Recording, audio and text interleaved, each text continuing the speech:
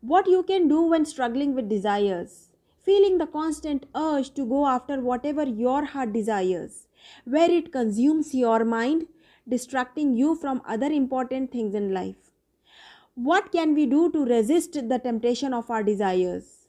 It's important to understand that Allah the Most High created us all with the desire for wealth, sexual desires, and the desire for family relations in general.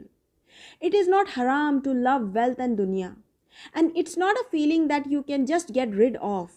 However, Allah guides us through the Quran and Sunnah on ways to manage and fulfill these desires in a halal way that is pleasing to Allah and a way that will help you. First, let's understand the reality of this world as Allah the Most High says. Chapter number 3, verse number 185. And what is the life of this world except a fleeting enjoyment? And the reality is, it is a fleeting enjoyment where we chase the things that we enjoy.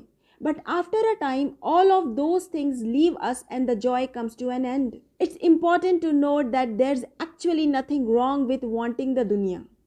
In fact, it's natural and the way that we have been created.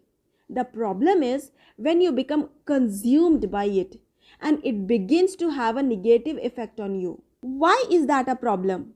Because it takes a hold of your heart and it drags you into the depths of the dunya, where you lose sight of what you are really here to do, why you were created.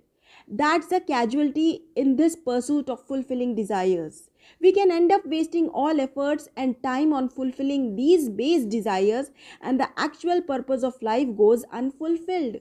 What every Muslim should strive for, according to the Quran, is to become the best they can possibly be. Allah refers to these type of Muslim in the Quran as mutaqqun. Al-Mutaqqun are those who are patient, those who are true, those who are obedient in worshipping Allah, those who spend in the way of Allah, and those who seek forgiveness in the last hours of night. These type of Muslims fulfills their desires, but also the focus of life is far greater than base desires.